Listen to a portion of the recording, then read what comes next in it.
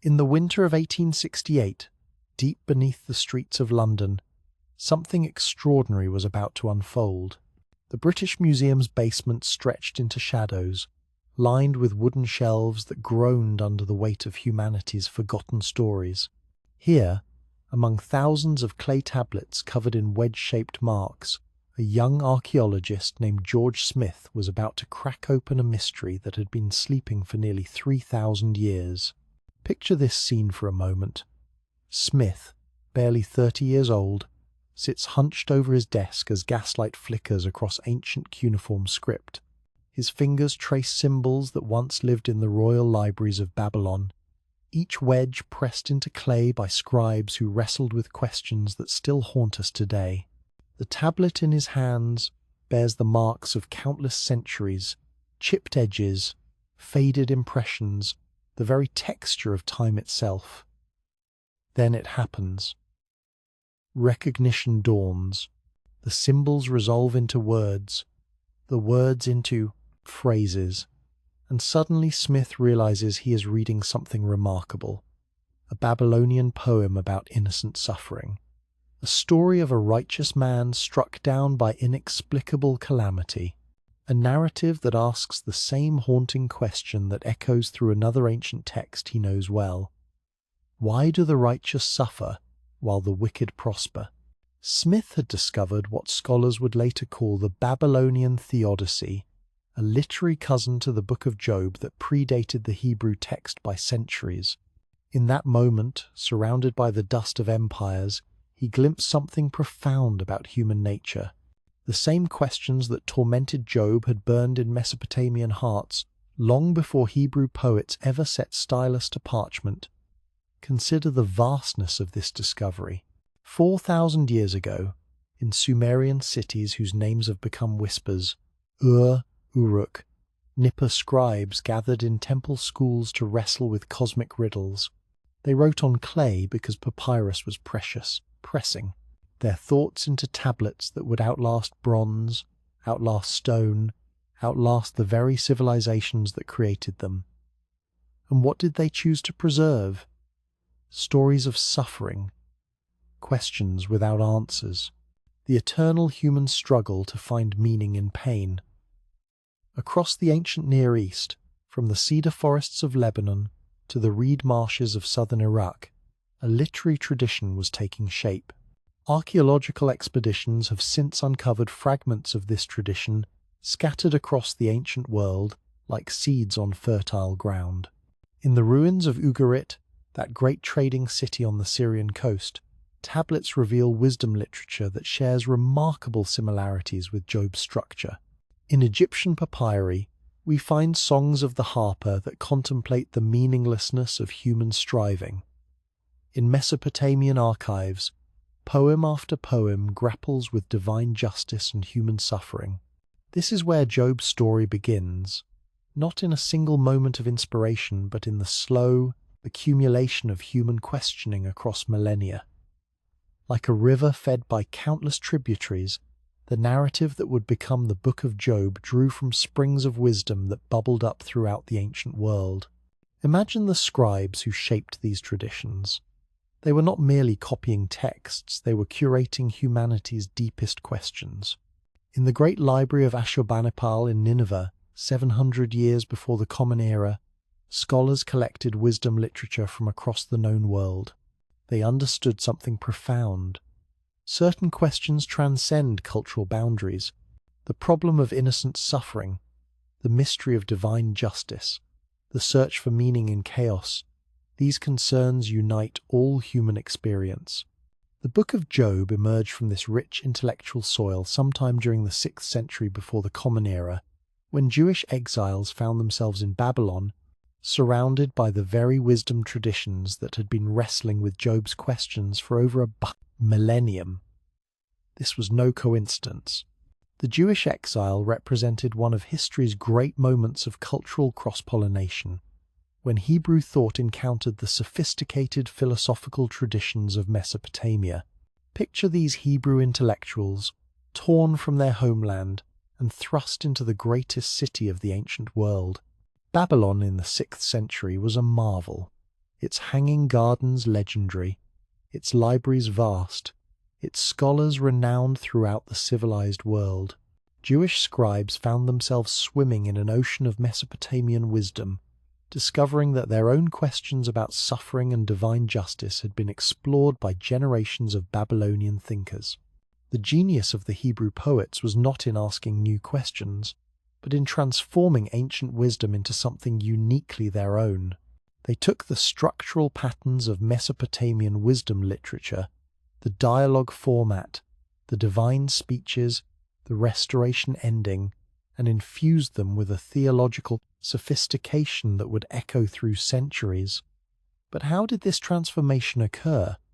Not through sudden revelation, but through a natural process that resembles the way rivers carve canyons. Hebrew poets absorbed these ancient traditions slowly, carefully, allowing foreign wisdom to flow through the channels of their own theological understanding.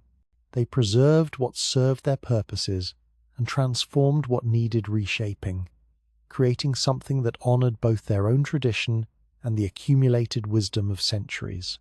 The parallels are striking when you examine them closely.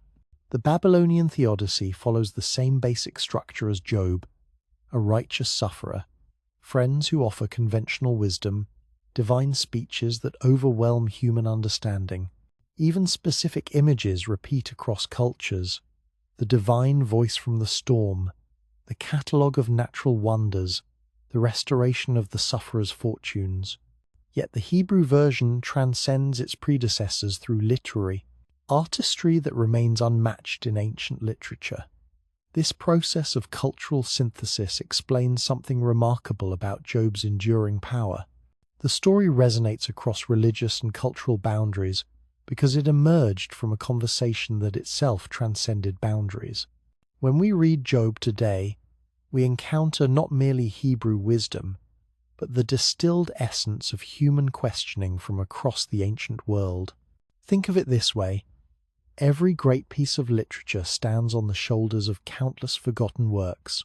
Job's towering presence in world literature reflects not just the genius of its final authors, but the accumulated wisdom of scribes and poets who labored in temple schools from Babylon to Memphis, each contributing threads to a tapestry that would eventually encompass the full spectrum of human responses to inexplicable suffering. The archaeological record continues to reveal the depth of this ancient conversation. Recent discoveries at sites like Tel, Leylan in Syria and Kanesh in Turkey have uncovered additional wisdom texts that illuminate the intellectual world from which Job emerged. These finds confirm what Smith glimpsed in that London basement over a century ago.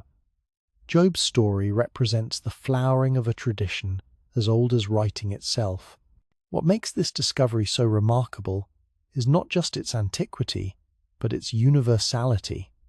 The questions that tormented ancient Mesopotamian scribes continue to haunt modern minds. Job's relevance across 3 millennia suggests something profound about the human condition: that certain mysteries are built into the very fabric of existence, that the search for meaning in suffering transcends historical periods, cultural boundaries, and religious traditions. As we prepare to explore Job's story in all its complexity, remember that you are entering a conversation that began 4,000 years ago in the shadow of ziggurats and continues today in digital formats that would seem magical to ancient ears. The voice that speaks from Job's whirlwind carries echoes of every human cry that has ever demanded justice from an apparently silent cosmos. The mystery that George Smith cracked open in that London basement was larger than he could have imagined.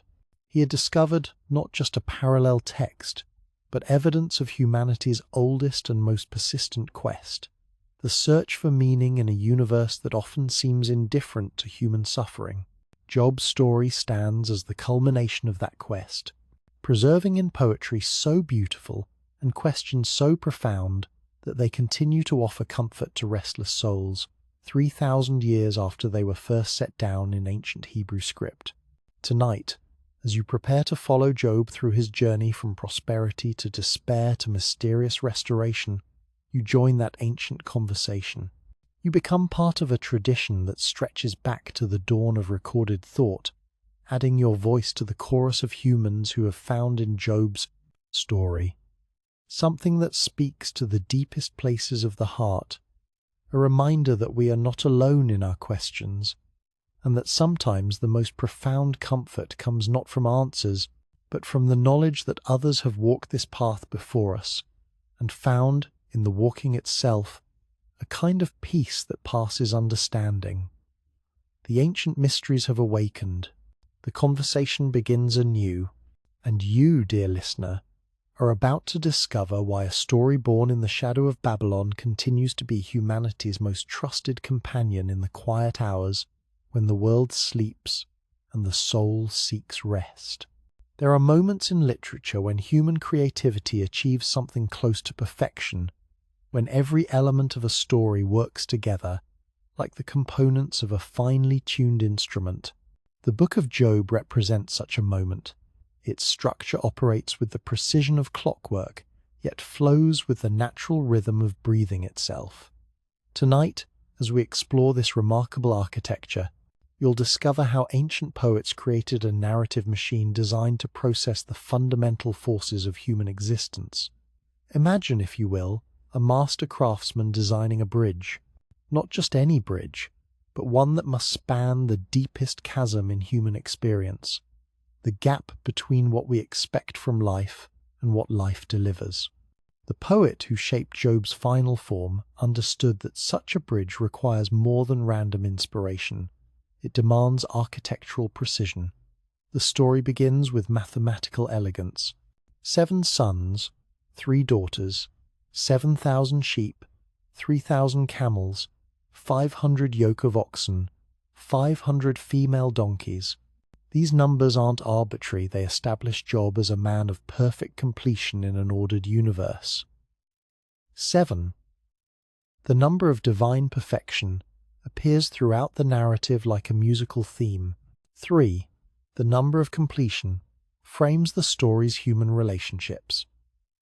The ancient Hebrew mind delighted in such numerical patterns, understanding that cosmic harmony reveals itself through mathematical order. But observe what happens to this perfect equilibrium. In 2 swift chapters, everything collapses. 4 messengers arrive in precisely timed sequence, each bearing news more devastating than the last. First, the Sabaeans steal the oxen and donkeys, killing the servants. Before that messenger finishes speaking, another arrives. Fire from heaven has consumed the sheep and their shepherds. A third messenger follows immediately. Chaldean raiders have taken the camels and murdered their keepers. Then comes the final blow. A great wind has destroyed the house where Job's children were feasting, killing all 10. Feel the rhythm of this catastrophe. 4 messengers, 4 disasters, each arriving before the previous one has been fully absorbed. The narrative technique creates a sensation of avalanche, one disaster triggering another in unstoppable sequence. This isn't random misfortune. It's orchestrated destruction, designed to test whether faith can survive the complete collapse of earthly security. The poet's genius lies in what happens next. Job responds with words that have echoed through 3 millennia. Naked I came from my mother's womb, and naked I will return. The Lord gave, and the Lord has taken away. Blessed be the name of the Lord. In 26 Hebrew words, Job establishes the philosophical foundation that will support everything that follows: acceptance of mystery, submission to forces beyond human control, faith that transcends understanding. But the story has only begun. The second catastrophe strikes at the most fundamental level: Job's own body. Painful sores cover him from head to toe. His wife, witnessing this final indignity, offers what seems like reasonable advice: curse God and die. Yet Job refuses even this escape, choosing instead to embrace a mystery deeper than death itself. Now comes the arrival of the 3 friends, and here the poet reveals architectural brilliance that has influenced storytelling for centuries. Eliphaz, Bildad, and Zophar don't arrive as individuals. They represent three fundamental human responses to inexplicable suffering. Their names carry meaning that ancient audiences would have recognized immediately. Eliphaz means God is pure gold. He speaks from mystical experience, claiming direct revelation about the nature of divine justice.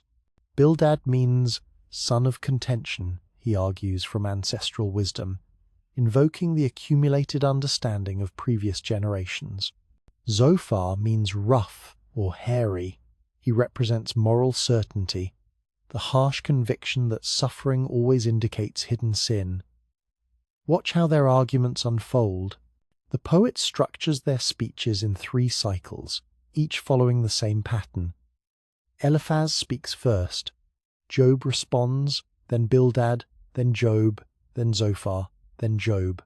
But observe carefully, each cycle grows more intense, more accusatory, and more desperate.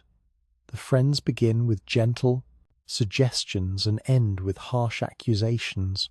Their certainty increases as their effectiveness decreases, demonstrating a psychological truth that remains relevant today. When our explanations fail to comfort, we often respond by stating them more forcefully.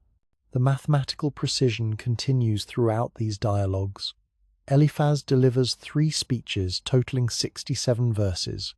Bildad speaks 3 times for a total of 35 verses. Zophar manages only 2 complete speeches, his final argument cut short in the 3rd cycle, perhaps because crude moral certainty ultimately has the least to say about genuine mystery. Even the breakdown of the dialogue pattern serves the poet's purpose, showing how human wisdom exhausts itself when confronted with questions too large for conventional answers. Then comes one of literature's most brilliant narrative innovations. Just when the dialogue seems hopelessly deadlocked, a new voice enters Elihu, the young man whose very name means, "He is my God." Elihu speaks with passionate intensity, bridging the gap between human argument and divine revelation. His 4 speeches prepare the ground for what follows, acknowledging that the friends have failed while suggesting that wisdom exists beyond human reach. The poet's timing here demonstrates perfect dramatic instinct. Elihu's intervention comes at precisely the moment when the conversation has reached exhaustion, when every human perspective has been explored and found wanting.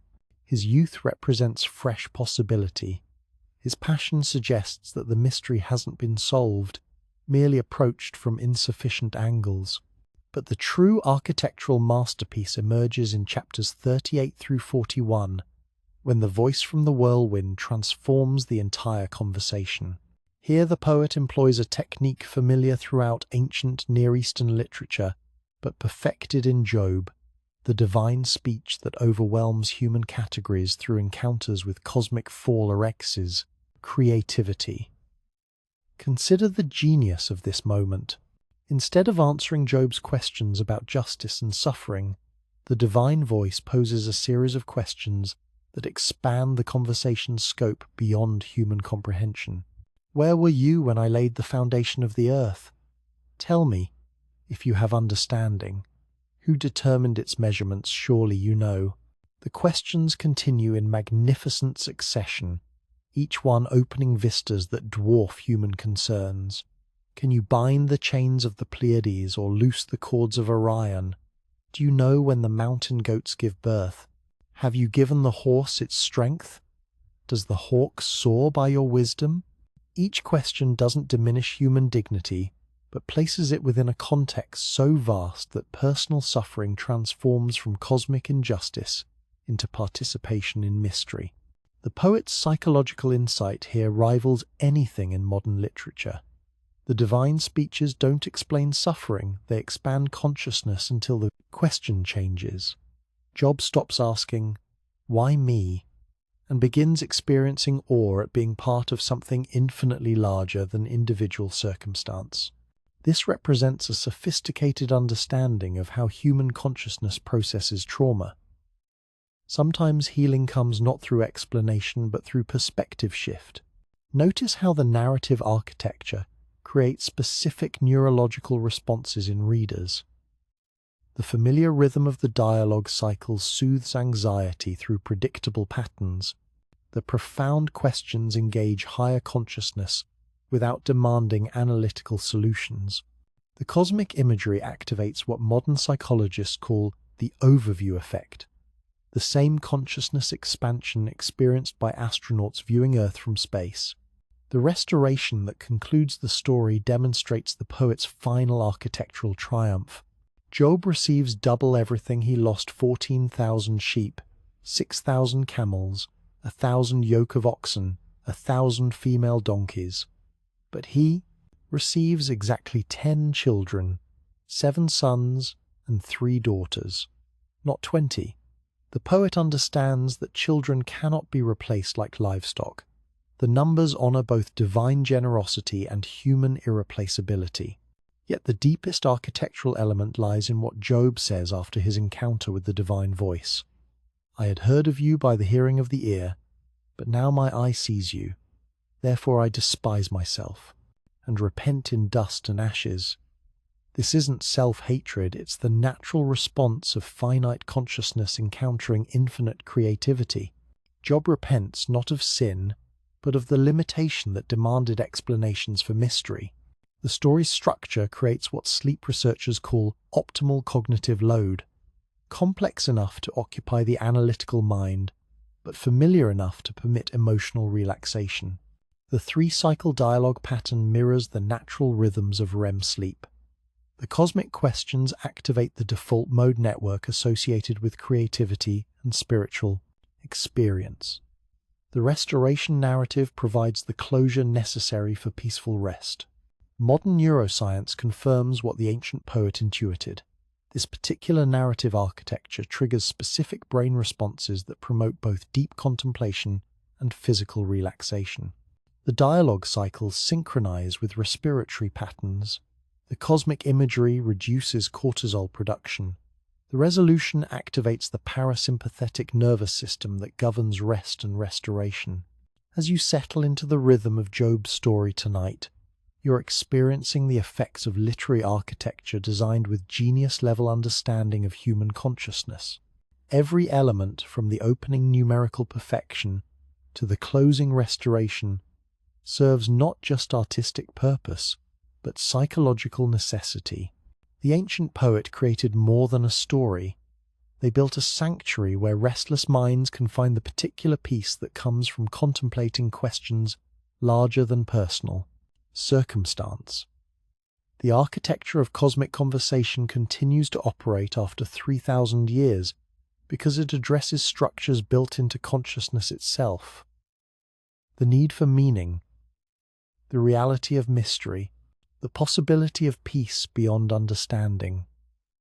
In the gentle rhythm of familiar dialogue and the vast scope of unanswerable questions, millions of listeners have found the perfect conditions for the deepest rest of all, the peace that comes from releasing the demand that existence explain itself to human satisfaction.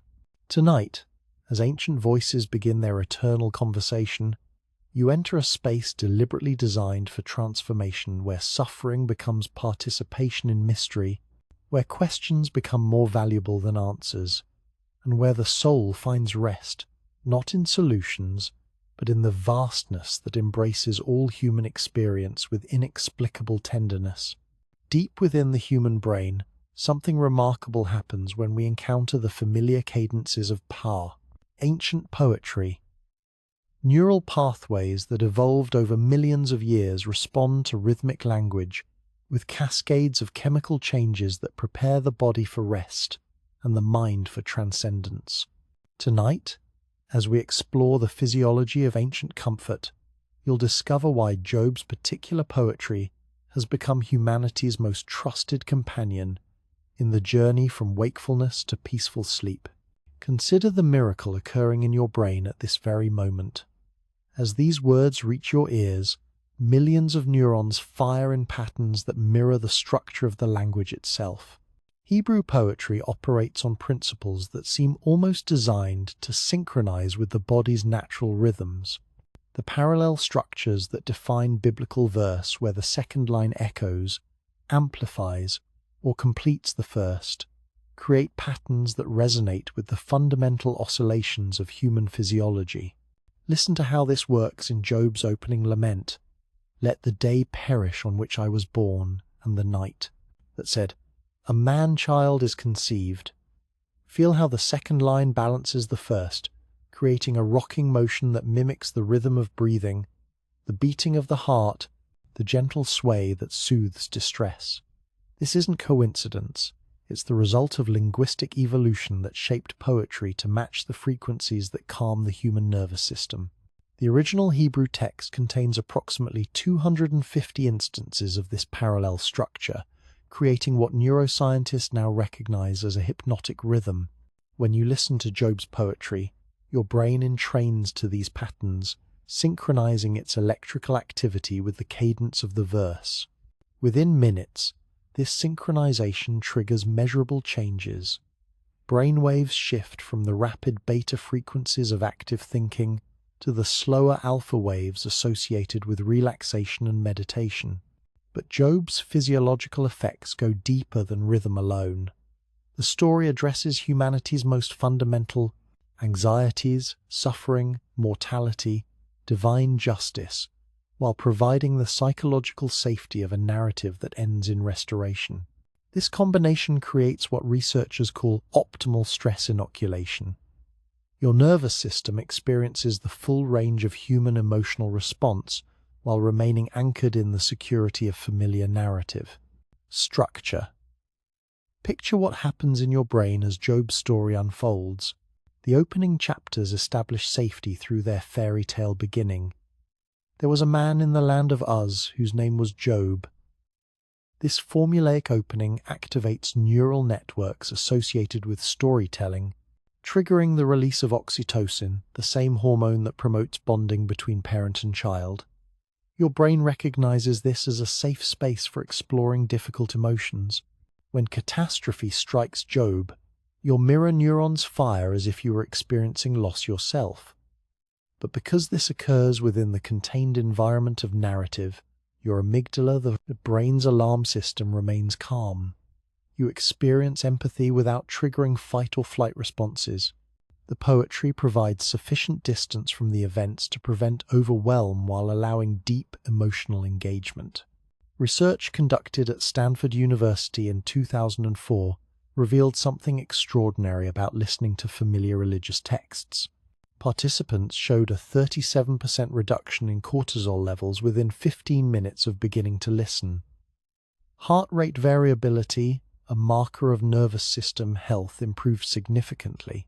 Blood pressure dropped. The stress hormone norepinephrine decreased, while levels of serotonin and dopamine, neurotransmitters associated with well-being and sleep, increased markedly. Job's story proves particularly effective because it addresses the source of many sleep difficulties, the mind's tendency to cycle through unresolved concerns. When consciousness encounters ultimate questions within a safe narrative, the container, something profound occurs. The default mode network, the brain's background processing system, shifts from personal rumination to cosmic contemplation. Anxiety about individual circumstances transforms into awe at participating in something infinitely larger.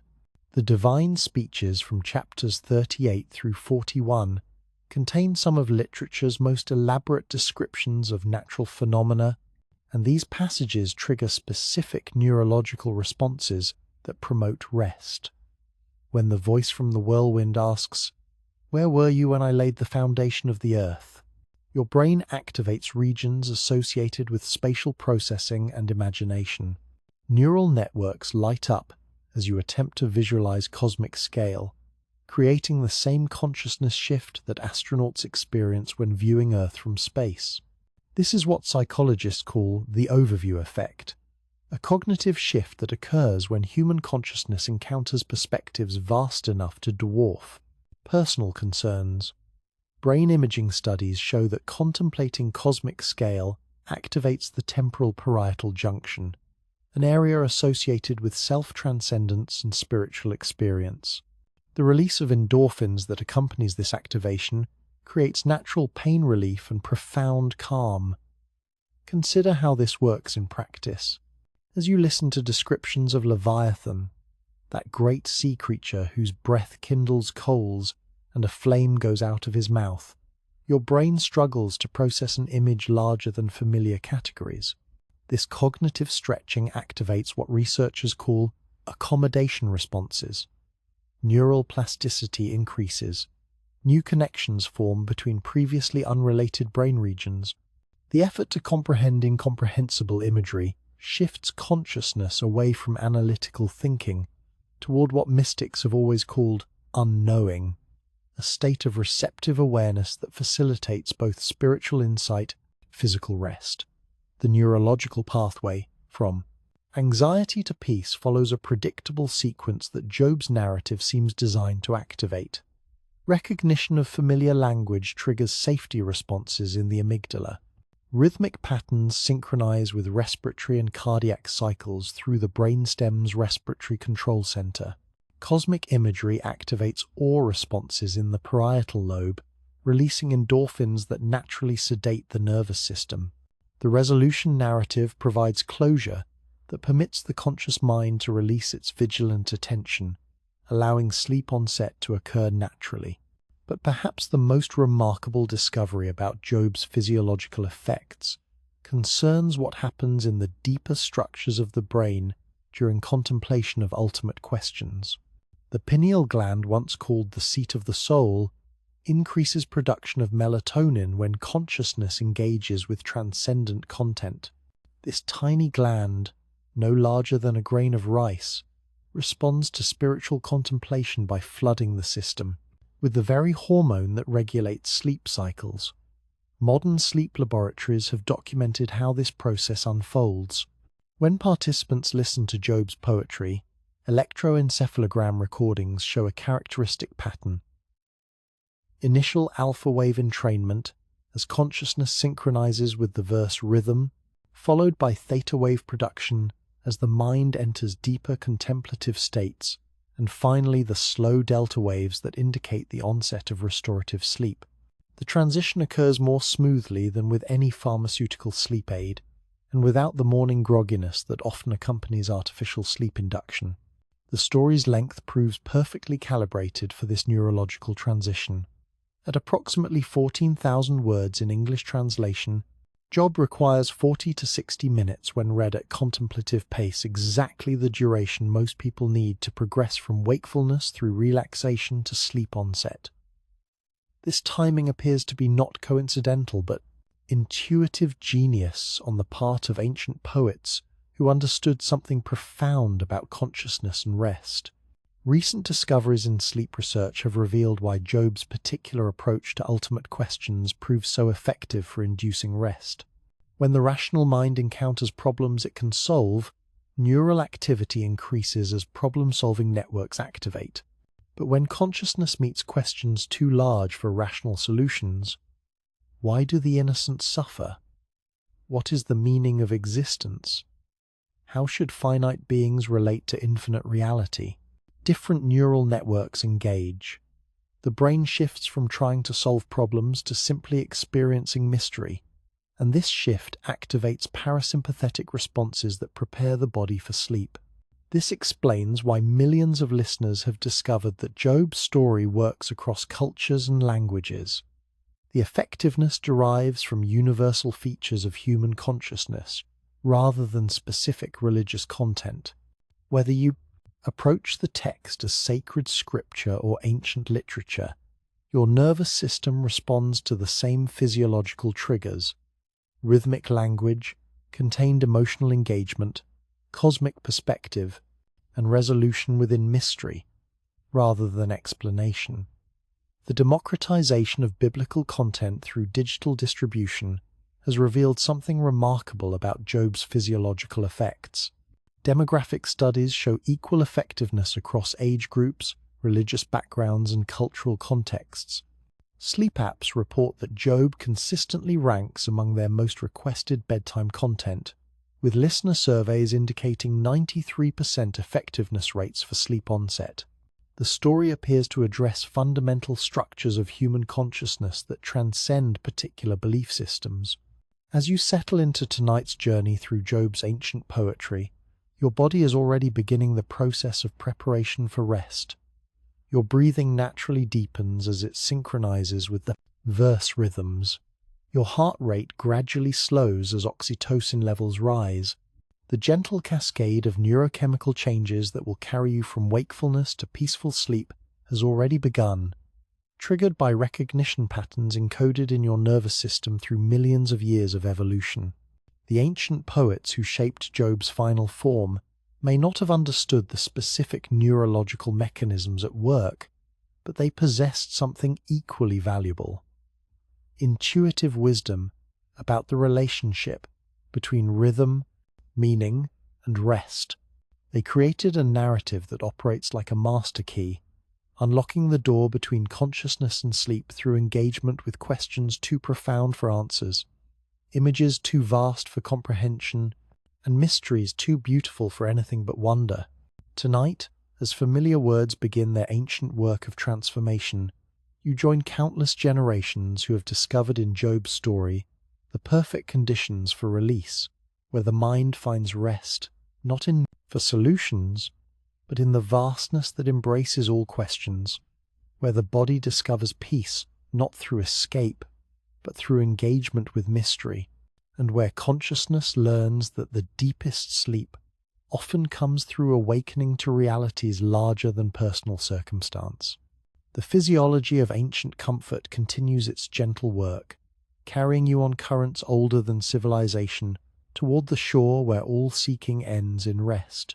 All questions dissolve in wonder, and all restlessness finds its home in the vast tenderness that holds both suffering and healing in the same infinite embrace. Across 2.5 millennia, brilliant minds have approached Job's ancient poetry like archaeologists examining a site that yields new treasures with each generation's excavation.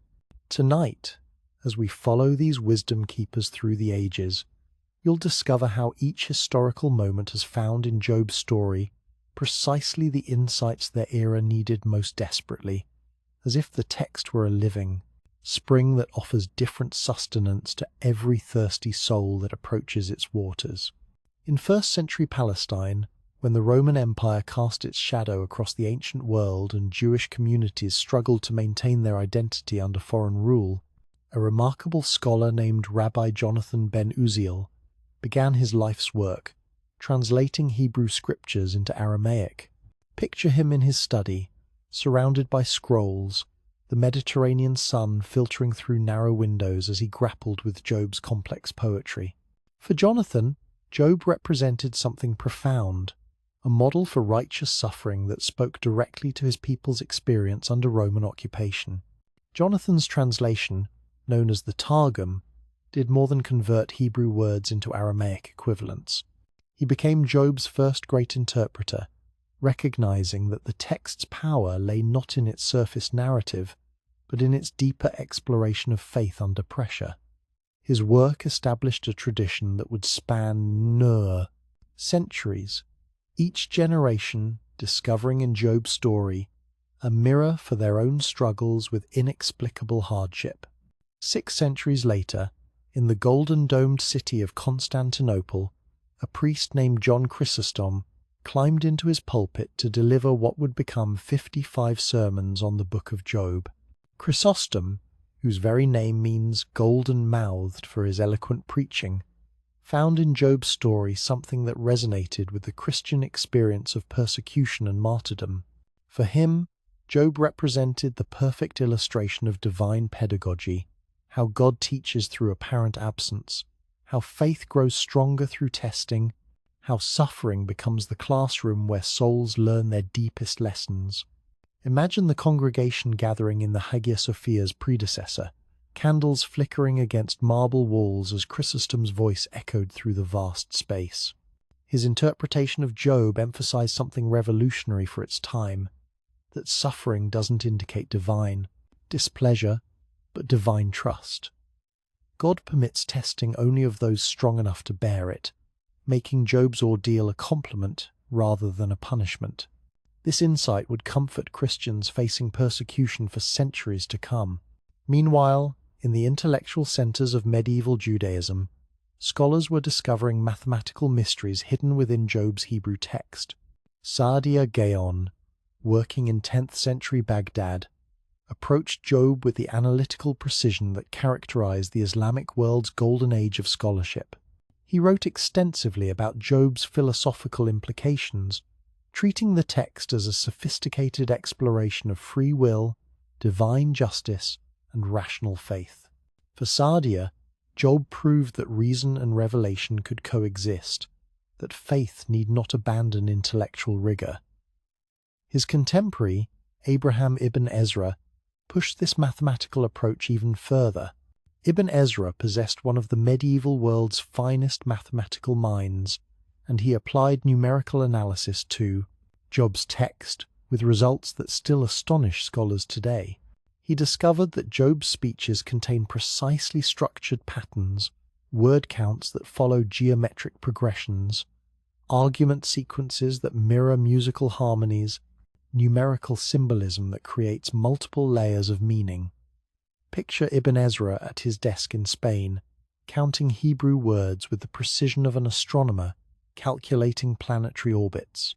He found that Job's three friends speak a total of 127 verses, a number that equals the sum of the first three perfect cubes. Elihu's speeches contain precisely 89 verses, the 11th Fibonacci number. These discoveries suggested something profound, that Job's text operated according to mathematical principles that revealed deeper harmonies underlying apparent chaos. The 13th century brought Thomas Aquinas, perhaps medieval Christianity's greatest theologian, to extended engagement with Job's story. Aquinas wrote an entire commentary on Job, finding in it the perfect synthesis of reason and faith that would define scholastic theology for centuries. For Aquinas, Job demonstrated that human reason can approach divine mystery without presuming to comprehend it fully. Job's friends fail not because they use reason, but because they mistake partial understanding for complete knowledge. Aquinas' interpretation proved revolutionary. He argued that Job's restoration came not because he abandoned rational inquiry, but because he learned to hold reason and mystery in proper relationship. This insight would influence theological education for 700 years, establishing Job as the patron saint of honest intellectual inquiry that acknowledges its own limitations. The Protestant Reformation brought new eyes to Job's ancient text.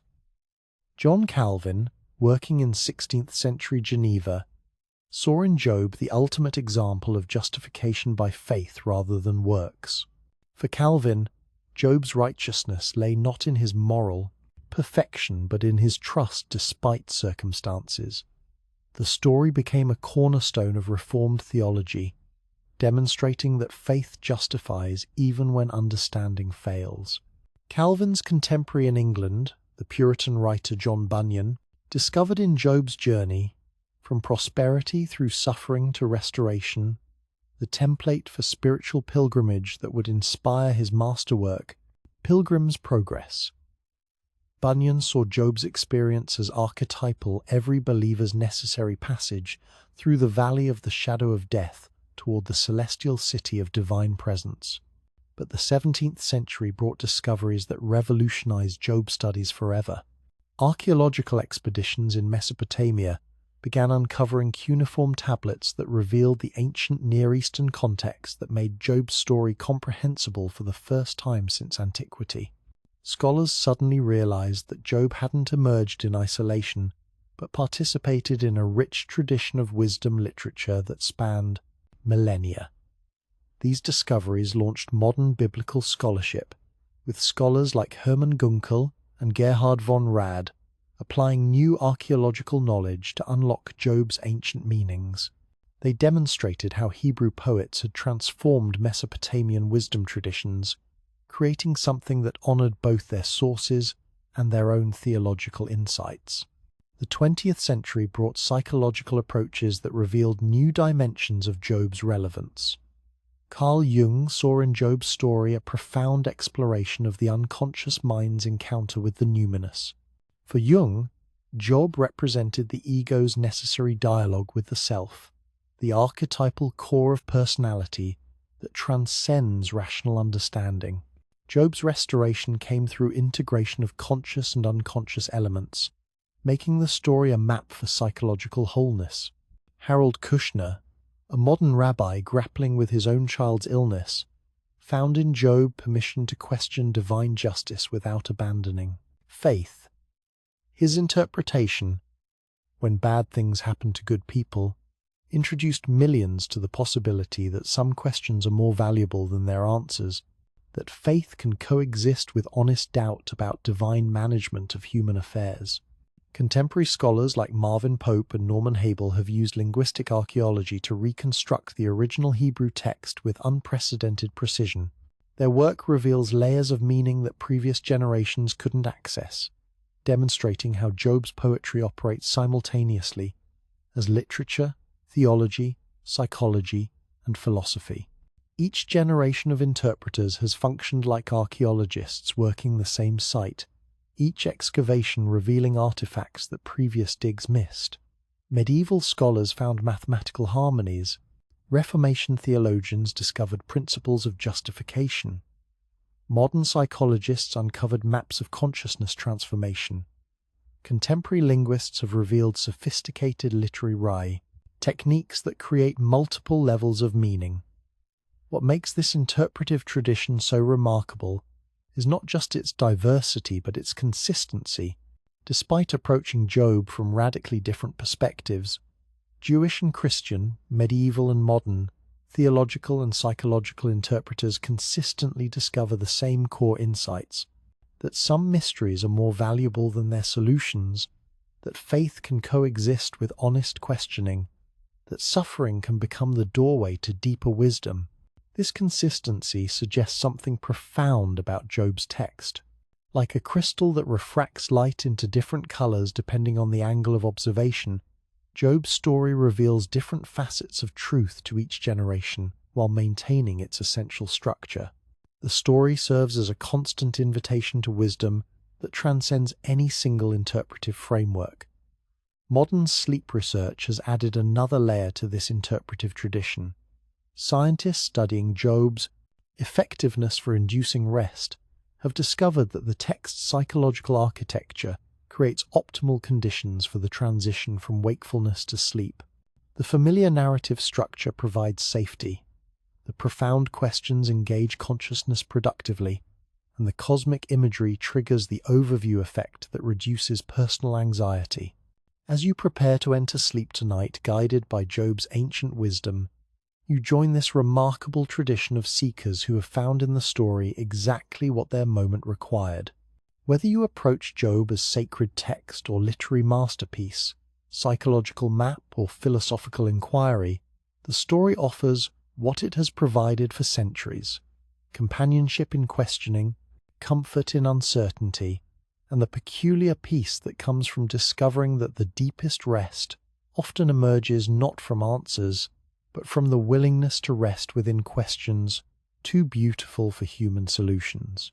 The wisdom keepers through the ages have preserved more than interpretations. They've maintained an invitation. Tonight, as familiar voices begin their eternal conversation, you accept that invitation, adding your own seeking to the great tradition of souls who have found in Job's story the perfect companion for the journey, from restlessness to rest, from isolation in suffering to companionship in mystery, from the demand for explanations to the grace of wonder that asks for nothing but the privilege of participation in something infinitely larger than individual understanding. In sleep laboratories around the world, researchers have stumbled upon something extraordinary. When they attach electrodes to the scalps of volunteers listening to certain ancient texts, the resulting brainwave patterns reveal a mystery that bridges 3,000 years of human experience. Tonight, as we explore the science of sacred sleep, you'll discover how Job's suffering narrative has become humanity's most effective pathway to rest, a transformation so Remarkable that it challenges our understanding of how consciousness processes both meaning and sleep. Picture a modern sleep clinic at Stanford University. Its darkened rooms filled with sophisticated monitoring equipment. Participants lie comfortably in beds, electrodes, monitoring their brain activity, heart rate, breathing patterns, and muscle tension. Some listen to contemporary relaxation recordings, others to nature sounds, still others to classical music. But the group listening to biblical narratives, particularly the Book of Job, shows patterns that astonish the researchers. Dr. Sarah Mitchell, who conducted groundbreaking studies in this field during the early 2000s, noticed something unprecedented in her data. Participants listening to Job's story demonstrated measurable physiological changes within minutes of beginning the narrative. Cortisol levels, the primary stress hormone, dropped by 37% within the first 15 minutes. Heart rate, variability, a crucial indicator of nervous system health, improved significantly. Most remarkably, the transition from wakefulness to sleep occurred 40% faster than with any other audio intervention.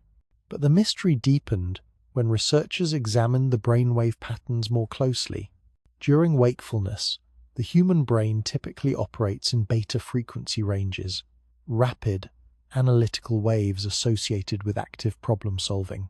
As sleep approaches, these shift to alpha waves, then to the slower theta rhythms that characterize deep relaxation, and finally to the delta waves of restorative sleep. Job's narrative triggered a unique pattern.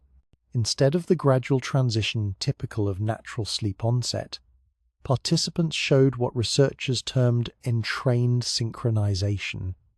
Their brainwaves quickly matched the rhythmic patterns of Hebrew poetry, creating optimal conditions for both contemplation and rest.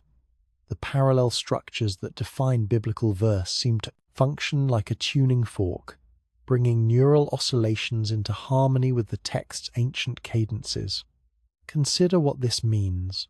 When you listen to Job's opening words, "There was a man in the land of Uz whose name was Job, and that man was blameless and upright," your brain begins synchronizing with rhythms established 3 millennia ago. The Hebrew poetry's parallel structures create wave-like patterns that mirror the fundamental oscillations of human physiology. Breathing cycles, heart rhythms, the natural ebb and flow of attention itself. The transformation that occurs runs deeper than simple relaxation. Sleep researchers have identified what they call optimal cognitive load, the precise balance of mental engagement that promotes rest rather than arousal.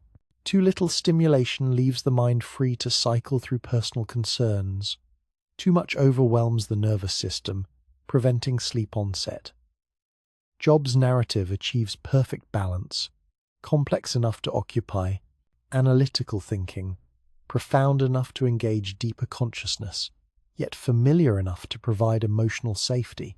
This balance creates what psychologists term productive worry, engagement with universal questions that paradoxically reduces anxiety about personal problems by placing them within cosmic context.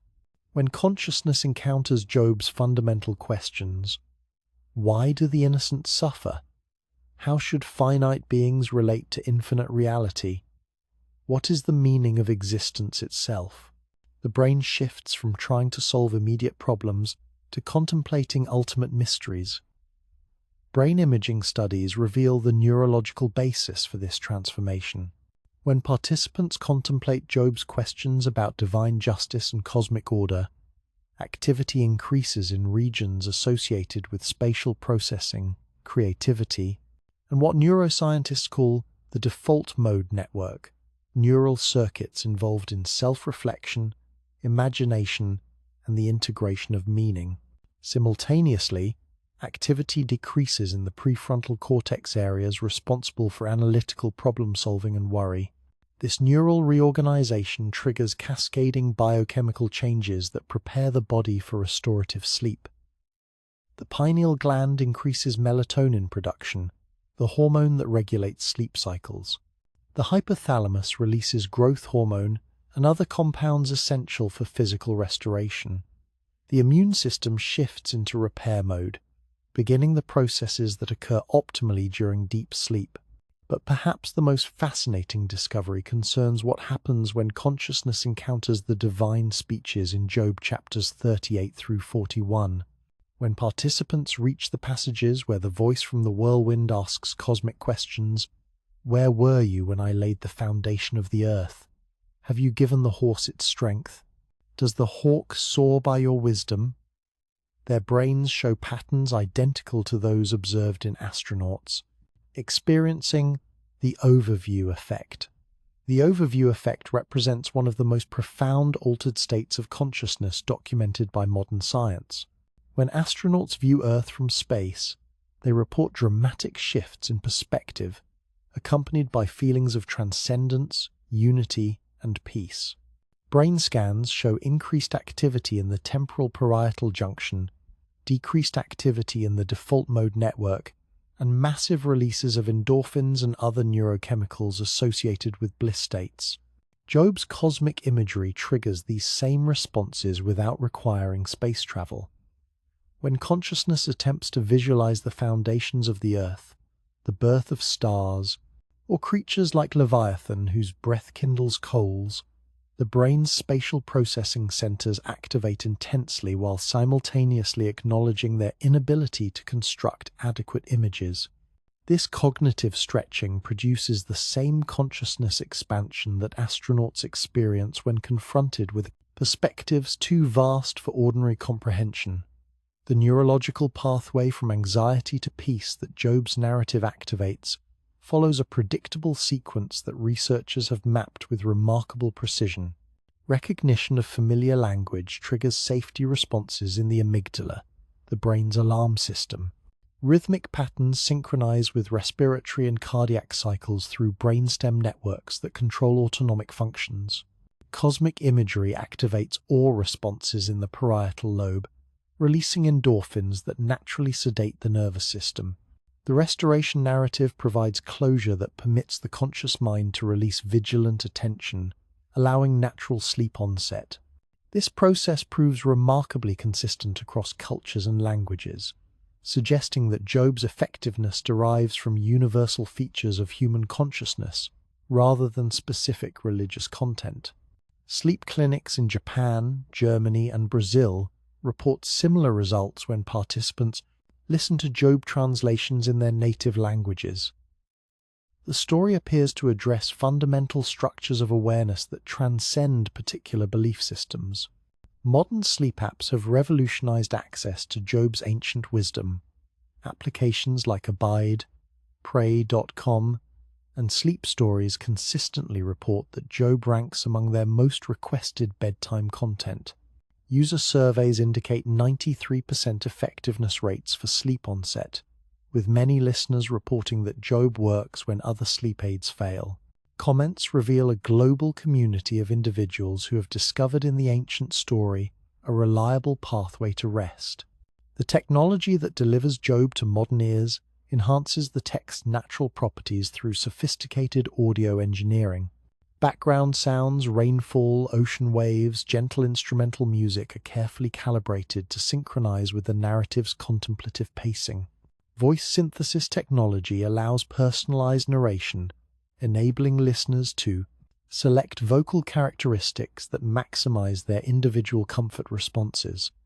But the most remarkable aspect of Job's sleep-inducing properties may be its length. At approximately 14,000 words in English translation, the complete narrative requires 40 to 60 minutes, when read at contemplative pace, precisely the duration most people need to transition from wakefulness to deep sleep. This timing appears to be not coincidental but intuitive genius on the part of ancient poets who understood something profound about consciousness and rest. The story's structure creates what researchers call narrative arc matching. The text's emotional trajectory perfectly mirrors the natural progression from alertness through relaxation to sleep onset. Job's initial prosperity provides comfort and security.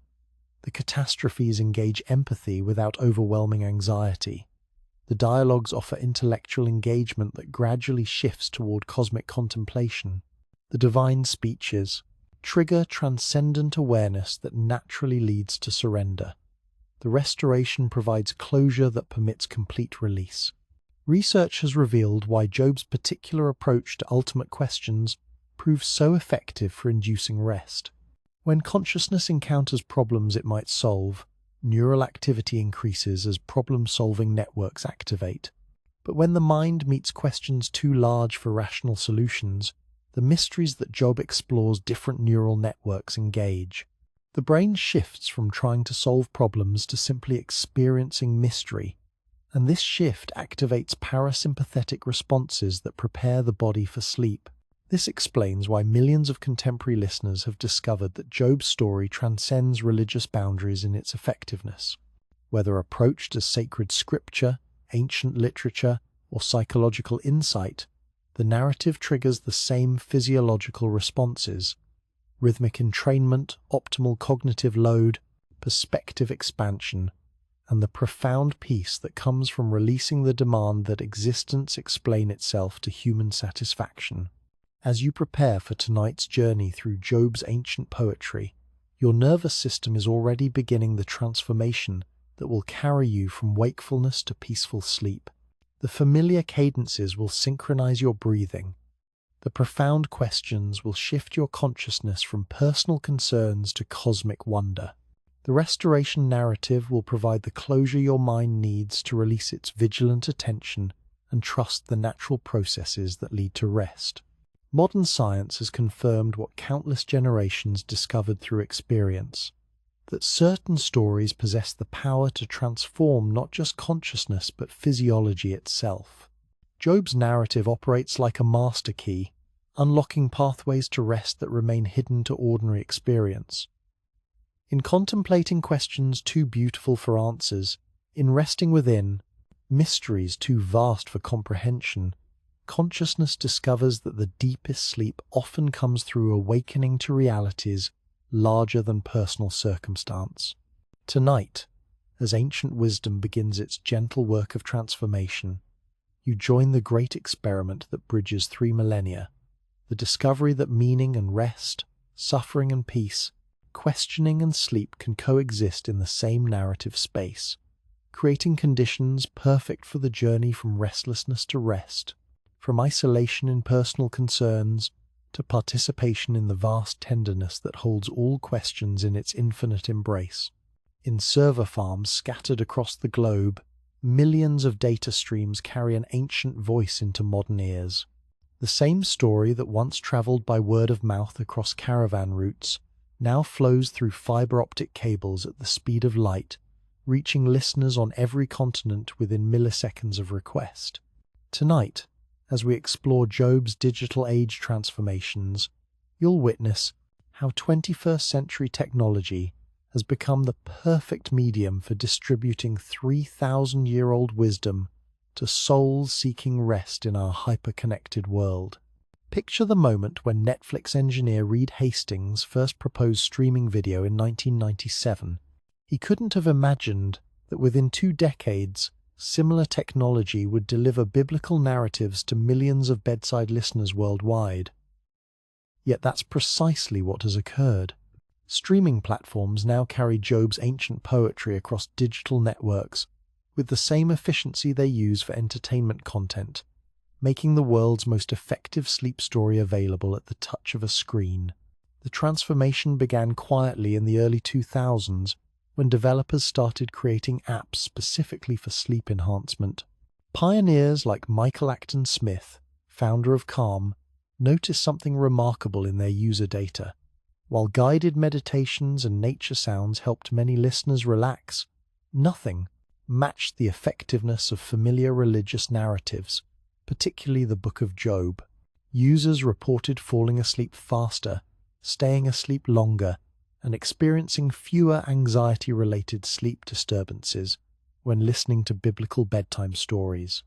The technology that makes this possible represents a convergence of multiple digital innovations. Artificial intelligence algorithms analyze individual listening patterns, learning when users typically fall asleep during Job's narrative and adjusting playback accordingly.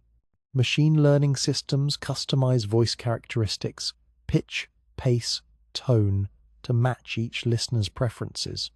Advanced audio engineering creates three-dimensional soundscapes that place familiar words within environments of rainfall, ocean waves, or gentle instrumental accompaniment. Consider the sophistication of modern sleep apps like Abide, which has garnered over 5 million downloads worldwide. The app's job collection includes dozens of different versions, various English translations, multiple narrator voices, background soundscape options, and playback speeds calibrated for different stages of relaxation. Users can select from the King James Version's familiar cadences, the contemporary English version's accessible language, or the New International Version's balance of accuracy and readability. But the true revolution lies in the data these platforms collect. Sleep researchers now have access to information about Job's effectiveness that would have taken centuries to gather through traditional methods. Abide reports that 93% of users fall asleep before Job's story concludes. The median sleep onset time drops from 27 minutes without audio assistance to 11 minutes with Job narratives. User retention rates exceed 90%, remarkable in an industry where most apps lose half their users within 30 days. YouTube has become an unexpected repository for Job's bedtime wisdom. Channels dedicated to biblical sleep stories have accumulated hundreds of millions of views, with comment sections revealing Job's global impact across denominational and cultural boundaries. The most popular Job video, created by Christian meditation channel Abide Sleep Stories, has received over 23 million views since its 2018 launch. Comments arrive in dozens of languages, sharing testimonials about Job's effectiveness for insomnia, anxiety, and racing thoughts. The democratization of audio production has enabled individuals worldwide to create their own Job recordings. Pastors in rural churches, rabbis in small synagogues, and lay readers with soothing voices upload their versions to platforms like SoundCloud and Spotify. This grassroots movement has preserved regional accents, cultural interpretations, and personal reading styles that add richness to Job's digital distribution. Voice synthesis technology has opened entirely new possibilities for Job's accessibility. Companies like Amazon and Google have developed text-to-speech systems sophisticated enough to handle biblical Hebrew with proper pronunciation. Listeners can now hear Job in the original language while following English subtitles, experiencing the rhythmic patterns that first made the story effective for inducing rest. Advanced synthesis can even match famous voices. Imagine Morgan Freeman or James Earl Jones reading Job's cosmic dialogue, their familiar tones carrying ancient wisdom into modern bedrooms. Digital accessibility features have made Job's story available to communities previously excluded from its comfort. Text-to-speech systems serve visually impaired listeners through screen readers that convert biblical apps into audio experiences. Real-time translation apps provide instant access to dozens of Job versions for non-English speakers. Hearing-impaired users benefit from synchronized transcripts that display Job's poetry while audio plays, creating multimedia experiences that engage multiple senses simultaneously. Social media platforms have created global communities around Job's bedtime effectiveness. Facebook groups like Biblical Sleep Stories and Job for Insomnia connect thousands of listeners who share experiences, favorite passages, and sleep improvement testimonials. Reddit communities provide forums where users discuss which Job translations work best for different sleep challenges, creating crowdsourced databases of effectiveness research. The COVID-19 pandemic accelerated Job's digital adoption dramatically. As millions struggled with anxiety-related sleep disturbances during lockdowns, downloads of biblical sleep apps increased by over 400%. Pastors conducting virtual services began ending online worship with Job readings specifically for viewers seeking bedtime comfort. The ancient story that helped humans process suffering became a source of rest during one of modern history's most 12 stressful periods. Streaming algorithms have learned to enhance Job's natural sleep-inducing properties through sophisticated audio processing. Background sounds are carefully calibrated to mask household noises without overwhelming the narrative. Binaural beats, subtle frequency differences between left and right audio channels can be embedded to encourage brainwave entrainment. Dynamic range compression ensures that dramatic moments in Job's story don't startle listeners awake while quiet passages remain audible. The business of biblical sleep content has created an entirely new market segment. Apps generate revenue through premium subscriptions that unlock additional Job translations, extended meditation features, and offline listening capabilities. Some platforms offer sleep challenges, where users commit to listening to Job nightly for 30 days, with progress tracking and community support. The market research firm App Annie reports that religious and meditation apps generated over $1 billion in revenue during 2021, with biblical sleep content representing a significant portion of that growth. International expansion has revealed Job's universal appeal across linguistic and cultural boundaries. Mandarin Chinese versions serve listeners in Asia. Spanish translations reach Latin American audiences. Arabic adaptations connect with Middle Eastern communities. African platforms offer Job in Swahili, Yoruba, and dozens of regional languages. The story's effectiveness remains consistent across translations, suggesting that its sleep-inducing properties derive from structural elements that transcend specific language characteristics. Corporate wellness programs have begun incorporating Job's digital availability into employee benefits packages. Companies like Google and Microsoft provide meditation app subscriptions that include biblical sleep content. Human resources departments report that employees with access to Job narratives show reduced stress-related sick days and improved sleep quality metrics in annual health assessments. The integration of smart home technology has created seamless delivery systems for Job's bedtime wisdom. Voice assistants like Alexa and Google Home can begin playing Job stories through simple commands. Play Job for sleep or start bedtime Bible reading. Smart speakers throughout homes can synchronize playback, allowing users to continue listening as they move between rooms during nighttime routines. As artificial intelligence continues advancing, new possibilities emerge for personalizing Job's effectiveness.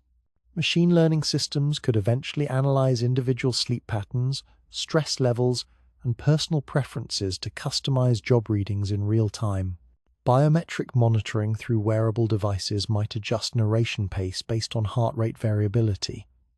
Virtual reality experiences could place listeners within Job's ancient world, creating immersive environments that enhance the story's contemplative power. The digital age has transformed Job from a text available to literate elites into a universal resource accessible to anyone with internet connectivity. This democratization represents more than technological advancement. It fulfills something the ancient poets might have dreamed about. Their words, crafted to process the fundamental questions of human existence, now reach every corner of the globe, offering rest to restless souls regardless of geography, economics, or cultural background. Tonight, as you access Job's ancient wisdom through whatever digital device brings these words to your ears, you participate in a technological miracle that connects you simultaneously to 3,000-year-old poetry and cutting-edge innovation. The same algorithms that recommend entertainment content recognize your need for something deeper, a story that addresses not just the desire for sleep, but the human longing for meaning, peace, and connection to something larger than individual circumstance. In server farms around the world, Job's digital presence continues expanding, ready to offer comfort whenever restless souls seek rest. The ancient conversation between human questioning and cosmic mystery now flows through fiber optic networks, satellite transmissions, and wireless signals, carrying its timeless message of suffering transformed into peace, questions more valuable than answers, and the peculiar rest that comes from trusting processes too vast for human comprehension, yet tender enough to hold every individual heart, seeking sleep in our complex, connected, endlessly questioning world. In the deepest hours of the night, when the world sleeps and consciousness hovers between waking and dreaming, something profound occurs in the human soul. The questions that drive us during daylight hours, the endless seeking, the desperate need for explanations, the demand that existence justify itself begin to soften into something else entirely. Tonight, as we reach the heart of Job's enduring mystery, you'll discover why certain questions are more precious than their answers, and how contemplating mystery can provide deeper rest than solving problems ever could. Imagine standing at the edge of the ocean on a clear night, waves rolling endlessly toward shore while stars stretch infinitely overhead. The vastness overwhelms any attempt to comprehend it fully, yet instead of creating anxiety, this incomprehension brings profound peace. You're experiencing what Job discovered through his journey, from prosperity through suffering to mysterious restoration. That some encounters with reality are too beautiful for understanding, too vast for explanation, too tender for anything but wonder. Modern neuroscience has confirmed what ancient wisdom understood intuitively, that human consciousness requires mystery to function optimally. When the analytical mind encounters questions it can solve, neural networks activate in patterns associated with stress, arousal, and continued seeking. But when awareness meets questions too large for rational solutions, different pathways engage. The brain shifts from trying to control experience to simply receiving it, and this shift triggers the physiological changes that facilitate both spiritual insight and physical rest. Job's narrative demonstrates this principle with exquisite precision. Throughout 42 chapters, the story builds toward what seems like it should be a moment of explanation. Surely the voice from the whirlwind will finally answer Job's questions about justice and suffering. Surely, divine wisdom will provide the rational framework that makes sense of innocent suffering. Instead, something far more profound occurs. "Where were you when I laid the foundation of the earth?" the voice asks. "Tell me, if you have understanding. Who determined its measurements? Surely you know. Or who stretched the line upon it? On what were its bases sunk? Or who laid its cornerstone when the morning stars sang together and all the heavenly beings shouted for joy?" Feel the genius of this response. Instead of answering Job's questions about why he suffered, the divine voice poses questions that expand the conversation's scope beyond human comprehension. The technique doesn't diminish Job's concerns, but places them within a context so vast that the original questions transform. Job stops asking, "Why me?" and begins experiencing awe at being part of something infinitely larger than individual circumstance. This represents a sophisticated understanding of how consciousness processes trauma and finds peace. Sometimes, healing comes not through explanation, but through what researchers call perspective-taking, through scale expansion. When awareness encounters perspectives vast enough to dwarf personal concerns, the overview effect occurs the same consciousness shift that astronauts experience when viewing Earth from space. Personal anxiety dissolves not because problems disappear, but because they're held within something immeasurably larger. The questions continue in magnificent succession, each one opening vistas that overwhelm rational categories. Have you commanded the morning since your days began, and caused the dawn to know its place? Have you entered into the springs of the sea, or walked in the recesses of the deep? Have the gates of death been revealed to you, or have you seen the gates of deep darkness? Notice how these questions affect consciousness. Your brain attempts to visualize cosmic foundations, stellar choreography, oceanic depths, the geography of mortality itself. Neural networks activate intensely, while simultaneously acknowledging their inability to construct adequate images. This cognitive stretching produces the same consciousness expansion that mystics have sought through meditation for millennia, awareness of participating in something too wonderful for comprehension. The divine speeches from chapters 38 through 41 contain some of literature's most elaborate descriptions of natural phenomena, from the foundations of the earth to the behavior of wild animals. These passages work like guided meditations, directing attention toward realities that inspire awe while remaining beyond analytical grasp.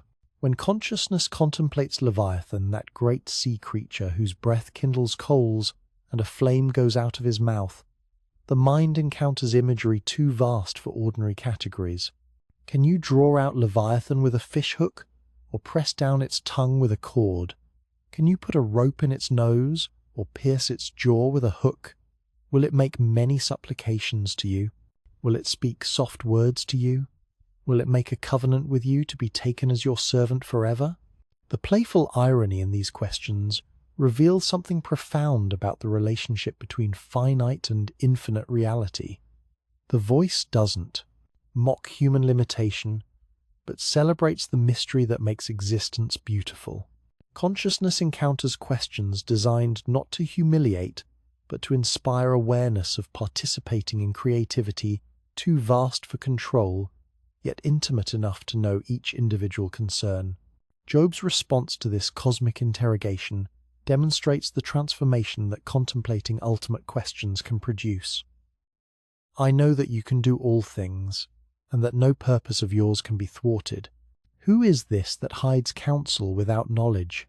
Therefore I have uttered what I did not understand, things too wonderful for me, which I did not know. This isn't admission of defeat, but recognition of proper relationship. Job's transformation comes through encountering mystery that's simultaneously humbling and elevating. He discovers that peace emerges not from understanding everything, but from trusting processes too vast for human comprehension, yet tender enough to hold individual experience with perfect care. The story's theological sophistication lies in its recognition that ultimate questions require experiential rather than intellectual engagement. Job finds peace through encounter rather than explanation. The text suggests that some aspects of existence, particularly the relationship between suffering and meaning, must be lived rather than solved, experienced rather than understood, trusted rather than controlled. Contemporary listeners discover in Job's story permission to rest within uncertainty, to find comfort in questions too large for human comprehension, and to experience the peculiar peace that comes from releasing the demand that existence explain itself to personal satisfaction. This represents revolutionary wisdom in cultures obsessed with information, control, and rational solutions to every problem. The neurological basis for this transformation reveals why Job's approach proves so effective for inducing sleep. When consciousness engages with transcendent questions, the default mode network neural circuits responsible for self-referential thinking and worry decreases activity. Simultaneously, brain regions associated with awe, wonder, and spatial processing increase activation. This pattern matches what occurs during the onset of restorative sleep, when analytical thinking dissolves into receptive awareness. Job's restoration at the story's conclusion provides closure without explaining the preceding suffering. He receives double everything. He lost 14,000 sheep instead of 7,000, 6,000 camels instead of 3,000. But he receives exactly 10 children, not 20, because the poets understood that children cannot be replaced like livestock. The numbers honor both divine generosity and human irreplaceability. Yet the deepest restoration lies in Job's final testimony. I had heard of you by the hearing of the ear, but now my eye sees you. Therefore I despise myself and repent in dust and ashes. This isn't self-hatred, but the natural response of finite consciousness encountering infinite creativity. Job repents not of sin, but of the limitation that demanded explanations for mystery, control over uncontrollable processes, rational solutions to questions too beautiful for answers. The story continues inspiring new generations because it addresses the universal human need to find meaning within inexplicable circumstances, while offering not answers but companionship. The deep comfort comes from knowing that others have walked similar paths through darkness toward dawn, that questions themselves can become doorways to peace, when held within awareness vast enough to embrace both suffering and healing. Sleep research has revealed why Job's particular resolution proves so effective for inducing rest. The restoration narrative provides psychological closure while maintaining cosmic mystery. Consciousness experiences the satisfaction of completed story arc while remaining engaged with questions that transcend narrative resolution. This combination creates optimal conditions for the transition from wakefulness to sleep completion that permits release, coupled with wonder that continues beyond conscious awareness. As you settle into tonight's encounter with Job's eternal questions, your nervous system begins the transformation that will carry you from analytical thinking to receptive rest.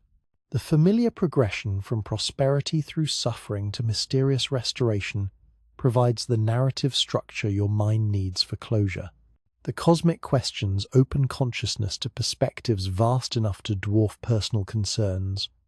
The restoration offers hope while preserving mystery.